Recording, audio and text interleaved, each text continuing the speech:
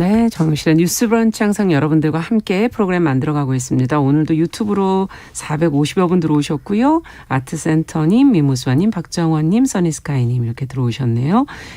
콩으로도 들어오신 분들 계십니다. 장소미님. 그리고 K81232257번님 이렇게 들어오셨네요. 감사드립니다. 자, 오늘도 뉴스픽으로 시작을 하겠습니다. 화요일과 목요일을 지켜주시는 정은혜 더불어민주당의 전 의원 안녕하십니까? 네, 반갑습니다. 오늘 파트너 신보라 의원이 지금 자리를 비우셔서 어제 이어서 오늘도 전지현 변호사께서 자리해 주셨어요. 어서 오세요. 네, 안녕하세요. 네, 두 분은 좀 만나보신 적이 있으시죠? 정은혜 의원님이 네. 유튜브에도 나와주신 적이 있고요. 유튜브 하고 계세요? 전지현 변호사님? 네. 그래서 많은 인기와 관심을 감사하게 생각하고 있습니다. 되게 환영을 해주셔서 네. 유튜브에서 또 즐겁게 방송하고 요즘 어떻게 방송국에서 자주 만나게 돼요. 인연이 있나 봐요. 네. 그러니까 오늘도 되게 솔직하고 착하신 것 같아요. 네. 이게 저도 칭찬을 또 해야 되는데요. 네. 네, 곰곰 생각해 보시고 끝나기 전에 한 말씀 해주시죠. 네. 자, 오늘 첫 번째 뉴스는 두 분 다 아마 들으셨겠지만 최재형 전 감사원장이 어제 사표를 내지 않았습니까? 문재인 대통령이 이를 수리하면서 바람직하지 않은 선례다 이렇게 말을 했는데요. 자, 이 내용을 먼저 정은혜 의원께서 좀 정리해 주시면 같이 한번 저희 생각해 보죠. 네, 그 최재형 감사원장이 28일 어제죠. 문재인 대통령에게 사의를 밝혔습니다. 문재인 대통령은 최 원장이 오전 9시 사의를 표명한 지 8시간 50분 만에 사의를 수용했는데요. 특히 문 대통령은 최 원장이 임기를 채우지 않고 중도 사퇴한 데에 강한 유감을 표시했습니다. 네. 문재인 대통령은 감사원장의 임기 보장은 정치적 중립성을 지키기 위한 것으로 최재형 감사원장은 바람직하지 않은 선례를 만들었다며 유감과 함께 아쉬움을 나타냈다고 박경미 청와대 대변인이 전했습니다. 네. 지난 2018년 1월 2일에 임명된 최 원장은 임기 6개월가량을 남겨놓고 사의를 표명한 것인데요. 헌법에 규정된 감사원장의 임기는 4년입니다. 감사원장직 사퇴를 계기로 대권 도전을 포함한 정치 행보에 대한 그 최 원장의 고민이 본격적으로 시작될 것이라고 예측을 하고 있습니다. 예. 그 문민정부, 김영삼 정부 이후에 정권 교체나 국무총리 임명 등으로 임기를 마치지 못한 감사원장은 여럿이 있었지만 예. 감사원장이 스스로 중도 사퇴한 것은 이번이 처음이라는 것이 청와대의 설명입니다. 최 원장은 어제 그 오전 감사원으로 출근을 하며 기자들에게 저의 거취에 관한 많은 논란이 있는 상황에서 감사원장직을 계속 수행하는 것이 부적절하다고 판단했다며 감사원의 정치적 중립성과 관련해서도 원장직 수행이 적절하지 않다고 생각해 오늘 대통령께 사의를 표명했다고 밝혔습니다. 네. 최 원장은 당분간 정치 참여를 선언하거나 대권 도전을 공식화하지 않을 것으로 예상이 되는데요. 사실상 정치권에 기반이 없는 만큼 당분간 물밑에서 차분하게 구상을 가다듬을 시간이 필요한 데다 중립성을 명분으로 사퇴한 최 원장이 성급하게 정치 행보를 시작할 경우 모순적 행동을 한다는 비난 여론에 직면할 우려도 있기 때문입니다. 네. 당장 더불어민주당 내에서는 현역 감사원장의 대권 도전은 헌법상 의무를 저버리는 행위이다. 감사원장은 대선 출마의 징검다리가 아니다라는 비난의 목소리가 나오고 있습니다. 반면 국민의힘 내에서는 야권 주자로 최 원장이 꾸준히 거론되어 왔는데요. 예. 특히 유력 주자인 윤석열 전 검찰총장의 엑스파일 문제가 불거지자 네. 당내에서는 최재형 대안론이 급부상했습니다. 따라서 야권은 최 원장의 중도 하차를 적극 엄호할 것으로 예상이 되는데요. 국민의힘 이준석 대표는 저희가 푸시하지도 풀하지도 않는 상황이라며 거리를 두면서도 충분히 저희와 공존하실 수 있는 분이다라고 러브콜을 보내기도 했습니다. 네. 자, 지금 말씀을 들어보면 최 전 원장이 정치로 정말 직행을 하게 된다면 감사원의 어떤 중립성, 독립성 이걸 좀 스스로 했다 이런 비판을 면하기는 좀 어려울 것 같기도 하고. 자, 이런 과감한 행보를 할 정도로 지금 국민의 부름을 받고 있는가? 두 분은 어떻게 생각하시는지 얘기를 좀 듣고 싶네요. 전지현 변호사께 먼저 좀 여쭤볼까요? 이게 정치적 중립성을 훼손한다는 비판은 어쩔 수가 없을 것 같아요. 예. 지금 감사원장 같은 경우는 헌법기관으로 4년 임기가 명시가 돼 있거든요. 그렇죠. 그다음에 이게 정치는 명분인데 어떤 출마의 명분이라는 측면에서도 같은 야권 주자라고 아직 얘기하면 안 되나요? 그 윤석열 총장하고 비교를 한다고 하더라도 네. 이 포인트가 좀 약하단 말이에요. 윤석열 총장 같은 경우는 댓글 수사부터 스토리가 있는데 최재형 원장은 월성 1호기 감사랑 김우수 총장 임명 감사위원 거부한 그렇죠. 거 그거밖에 지금 없단 말이에요. 그래서 그래서 지금 일각에서는 어떤 정치적인 탄압에 대한 저항이다. 이렇게 얘기는 하고 있지만은 이거는 아직까지 일부층이라고 봐요. 이거는 그리고 일부 어떤 보수층에서 알아서 이해를 해주는 거지 전 국민적인 공감대가 형성된 거는 아니라고 보거든요. 예.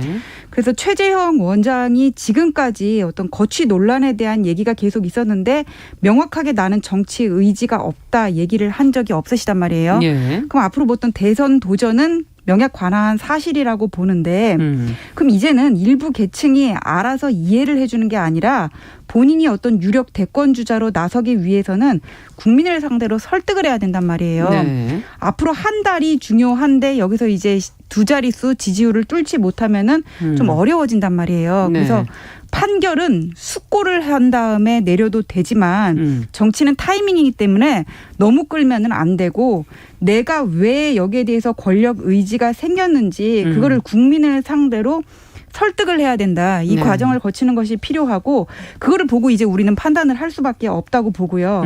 그다음에 이제 또 하나 변수가 될 수 있는 게 야권에서 이제 나온 얘기인데 2년 임기 후에 개헌이란 말이에요. 네. 근데 이런 얘기는 역대 계속 있었지만은 사실 국민들은 별로 믿지를 않았거든요.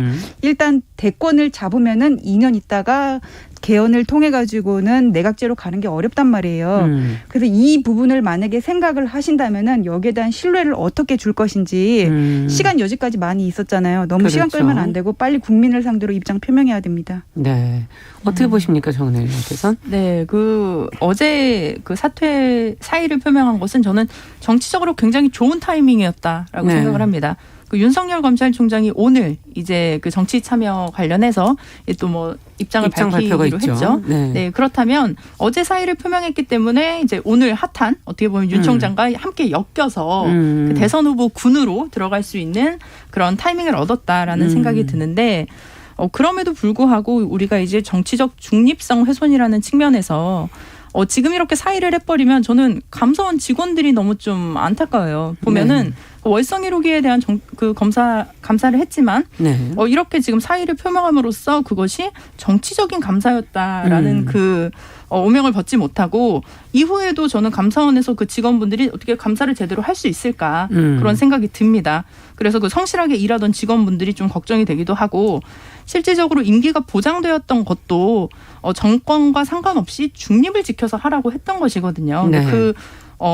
기본적인 의미를 잊고서 이제 본인이 사의를 한 것인데 그래서 일각에서는 그 진보 정부의 위장 취업을 한 것이 아니냐 뭐 이런 얘기도 사실 돌긴 하더라고요. 네. 그래서 본인은 뭐 나중에 어떻게 발표를 할지 모르지만 지금 윤석열 검찰총장도 그렇고 본인이 정치를 하고 싶었던 게 아니라 이제 국민이 불렀고 뭐 대중이 원했다라는 식으로 아마 나타나게 될 텐데 실제로 대중이라고 하면 사실 여권도 있긴 하거든요. 근데 지금 보수 야당이 아마 입당할 가능성이 많다는 얘기죠.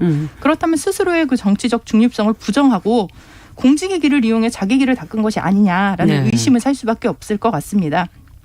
지금 최재형 감사원장도 보면 경기 고등학교를 졸업하고요. 네. 서울법대를 졸업하고 네. 어떻게 보면 판사. 굉장히 우리 사회의 그 주류 세력이라고 볼 수 있어요. 그리고 좀 문재인 정부와 결이 좀 다르기도 했는데 네. 약간 염려되는 부분은 뭐 태극기 부대와 같은 논리다 이런 얘기가 있더라고요.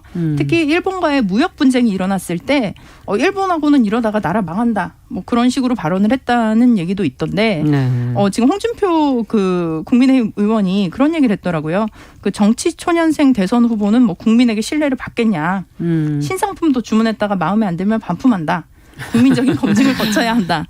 이런 얘기를 했는데 예. 저는 기본적으로 정당 정치주의자입니다. 그래서 정당이 책임을 지고 정권을 잡고 그리고 그것이 국민에게 심판을 받을 수도 있고 지지를 받을 수도 있기 때문에 책임 정치가 굉장히 중요한데 이렇게 야권에서 정말 그리고 공직에 있던 분들이 들어오게 된다면 나중에 이 지지율만 믿고 또 안 됐다가 내가 뭐 그냥 뭐 실수했다라고 할 건지 네. 지금 근데 저는 국민의힘이 4.7 재보궐선거에서 안철수 당시 당대표가 지지율이 1위였어요. 예. 근데 안철수 대표를 뭐 당으로 이제 흡수하는 측면에서 단일화가 되었고 이제 우세훈 당에 있던 후보가 이제 경선에서 통과를 그렇죠. 하게 되었죠. 네. 그 경험을 사실 기억하고 있지 않을까 싶습니다. 그래서 지금 이준석 당대표 같은 경우는 뭐 버스 뭐가 뭐 정시에 출발한다 이런 얘기도 했는데 예. 저는 지금 보면 야권에서 외부 인사들을 자꾸 띄우고 나서 결국에는 뭐 입당을 하든 아니면 그 후보가 자멸을 하든 그리고 나서 당내 후보를 최종적으로 내세우려는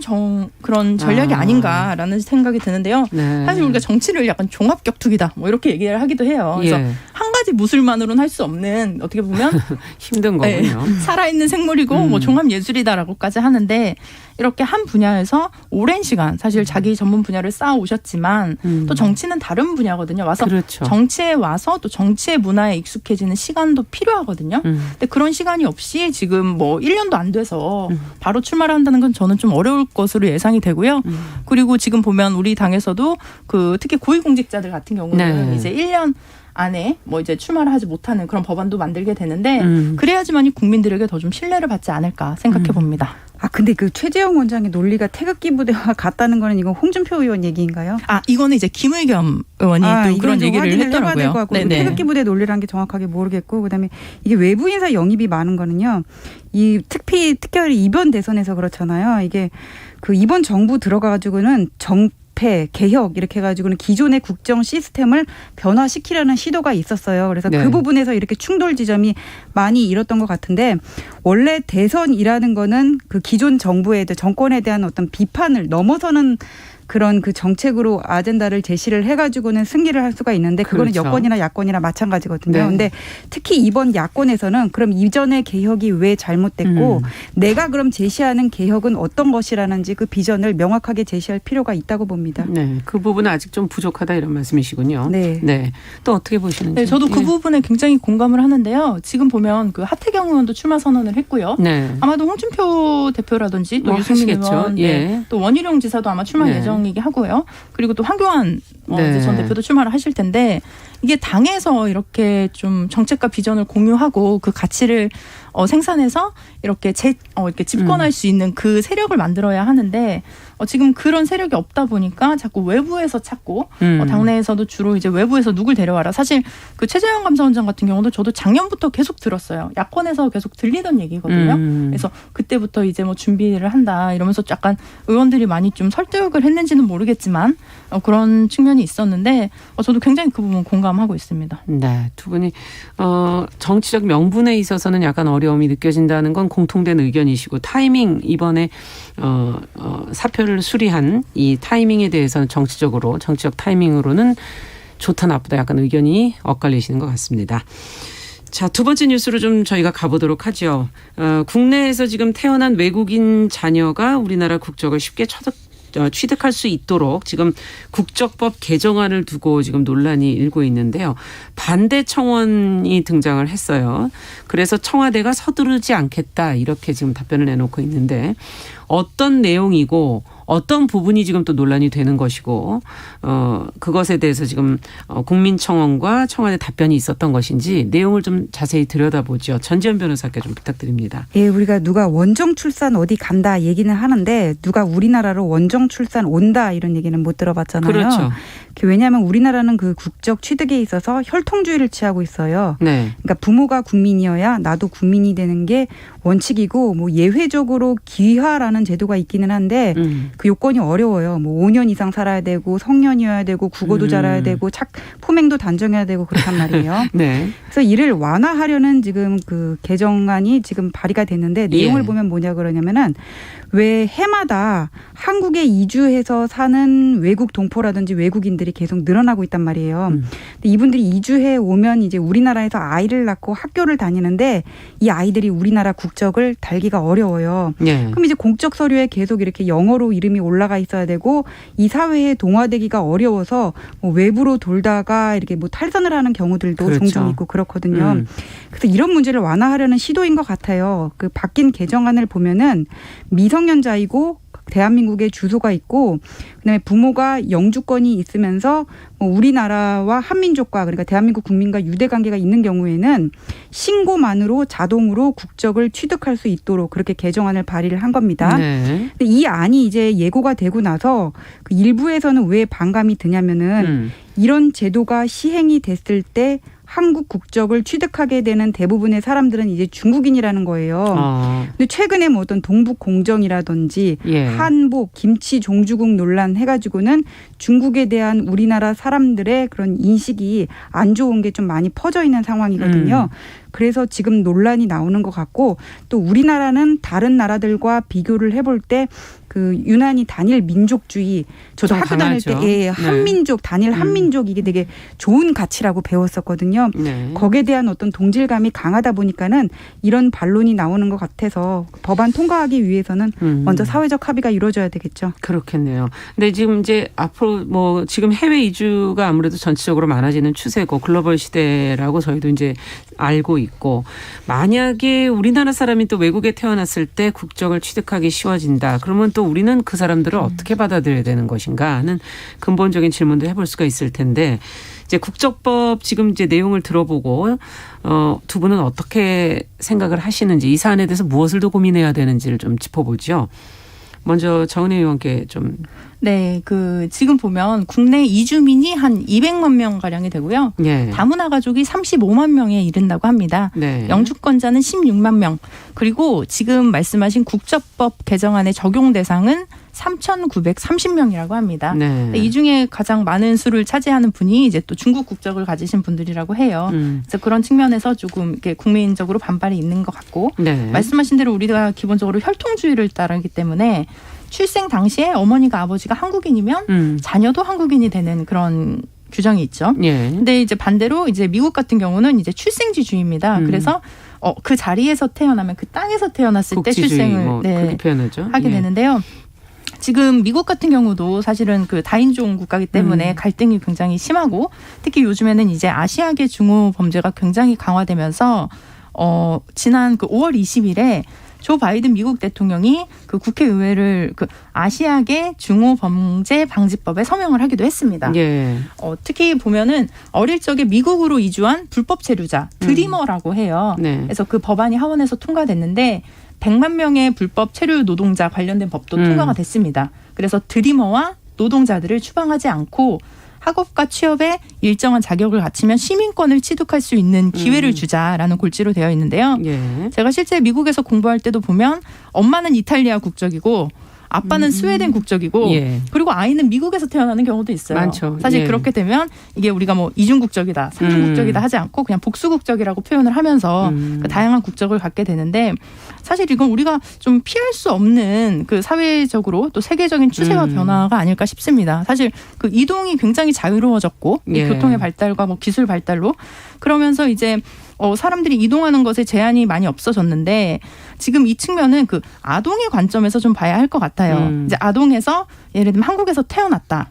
그래서 한국에서 교육을 받고 한국에서 살아가는데 사실 외모도 좀 많이 다를 수 있고요. 뭐 언어도 조금 다를 수 있지만 실제로 이 안에서 본인이 그 가질 수 있는 정체성과 그런 깊은 유대감 이런 것들을 성인까지라도 이렇게 좀 가질 수 있는 그런 측면에서 봤을 때는 좀 긍정적으로 볼 수 있겠지만 사실 여기에 또 국민적인 반발도 굉장히 많아요. 네. 그렇기 때문에 이거를 뭐 정부에서 뭐 일괄적으로 뭐 법안을 통과해야 된다 이렇게 강력하게 주장하기보다는 지금 청와대 입장처럼 조금 예. 더 이제 국민적인 동의를 얻고 난 뒤에 이렇게 좀 합의하에서 해야 할 것 같은데 그런 측면에서 봤을 때도 우리가 미국 같은 경우도 보면 부모가 모두가 불법 체류자라고 해도 아이의 정규 교육이 가능하게 되어 있습니다. 네. 특히 뭐 의료나 교육 이 부분에 대해서는 사실 그 아이는 잘못한 게 없잖아요. 그런 측면에서 봤을 때는 이제 또 이게 또 가능하지 않을까라고 생각해 봅니다. 보완할 수 있는 현실적인 제도도 네. 마련되면 된다. 지금 그런 얘기신데 두 분 다 아직은 조금 그 합의를 거치지 않고는 쉽지 않다 이런 입장이신가요? 어떻게 보면? 예, 저도 아직까지는 좀 합의를 거칠 부분이 있다고 보는데 이게 사실 사람들이 법안 내용을 잘 모르는 데서 저는 문제가 그렇죠. 있다고 봐요. 이게 네. 외국인이라고 무조건 이 요건을 갖추면은 무조건 자동적으로 그 미성년자 아이한테 네. 국적을 준다는 게 아니라 여기 대통령령으로 범위를 제한해 놓고 있거든요. 예. 여기에 대해서 법무부가 브리핑을 하면서 뭐라 그러냐면은 투자나 고용을 통해서 대한민국에 기여를 하거나 아니면 뭐 우즈베크 아니면 고려인 이런 데 있잖아요. 중국이라든지 러시아에 우리나라 우리의 동포들 민족이었. 많이 네. 퍼져 있단 말이에요. 그런 어떤 그럼요. 역사적인 비극으로 인해서 흩어져 있는데 그런 분들 대한민국과 동일화될 수 있는 그런 유대관계가 있는 사람들에 대해서 인정을 한다는 거거든요. 예. 제가 몇 년 전에 그 훈춘하고 러시아 접경 지역에 있는 러시아 마을을 간 적이 있어요. 이름이 어려워서 지금 좀 생각이 안 나는데 거기 보면은 고려인들이 모여가지고는 지역들이 예, 있죠. 여지까지 우리나라 네. 한복 입고 떡 같은 거 해먹고 문화를 지키면서 살아가고 있었거든요. 이분들의 그 마음에는 고향은 여전히 대한민국이란 그럼요. 말이에요. 네. 근데 여기에 동화돼서 살 수 있는 기회를 차단하는 게 과연 맞는지 여기에 대해서 좀 일단 논의가 있어야 될 것 같고. 먼저 논의가 돼야 될 것 예, 같고. 그리고 외국 같은 경우에는 부모가 몇 년 체류 자격 있고 체류를 하면은 출생만으로 다 국적 취득하거든요.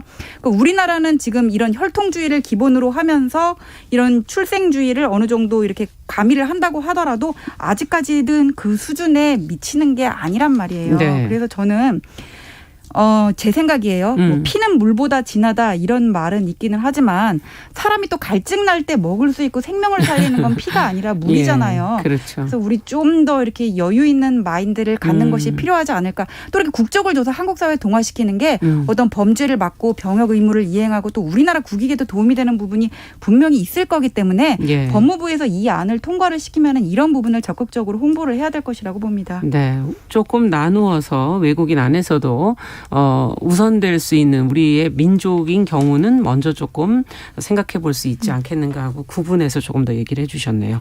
자, 더 하실 말씀이 더 있으십니까? 네, 저도 그 네. 부분은 굉장히 좀 공감하는데 지금 보면은 대한민국 정부 수립 전에 국외로 이주한 동포를 포함해서 네. 대한민국 국적을 보유했던 사람이나 그 직계 비속으로 일단은 지금 규정이 좀 되어 있어요. 예, 예. 그렇기 때문에 이제 뭐 어떻게 보면 같은 민족이라고도 볼 수 있는 상황이고 제가 그 한 가지 좀 예를 들면 이게 적절할지 모르겠지만 그 천국의 숟가락과 지옥의 숟가락 비율을 아세요? 모르죠. 예. 네, 매겨준다고. 네, 그 천국 이거 말씀하시면 안 되는데 그 천국과 지옥은 둘 다 긴 숟가락을 가지고 있대요. 네. 근데 지옥은 그 긴 숟가락으로 자기 자신을 먹기 위해서 안 들어가죠. 네, 그래서 먹지를 못하고 천국은 그 숟가락을 남에게 서로에게 주기 때문에 네, 그래서 그게 천국이다라고 생각을 하는데 일단은 우리가 가장 중요한 것은 뭐 정말 우리가 뭐 혈통주의 이런 것도 굉장히 중요하지만 아이의 관점에서 아동 인권의 관점에서 그리고 그 아이가 앞으로 대한민국에서 살아나가고 또 대한민국의 구성원으로서 말씀하신 대로 병역이라든지 경제 활동을 한다는 네. 그런 측면에서 봤을 때도 좀 이 부분은 좀 그런 세부적인 사항에 대해서는 검토를 해야겠지만 좀 긍정적으로 국민 여러분들도 생각해 주셨으면 하는 바람이 있습니다. 네. 자, 오늘 뉴스픽은 여기까지 듣도록 하겠습니다. 전지현 변호사, 정은혜 전 의원과 함께했습니다. 오늘 말씀 잘 들었습니다. 감사합니다. 네, 감사합니다. 감사합니다. 자, 정용실의 뉴스 브런치 듣고 계신 지금 시각 10시 29분이고요. 라디오 정보센터 뉴스 듣고 오죠.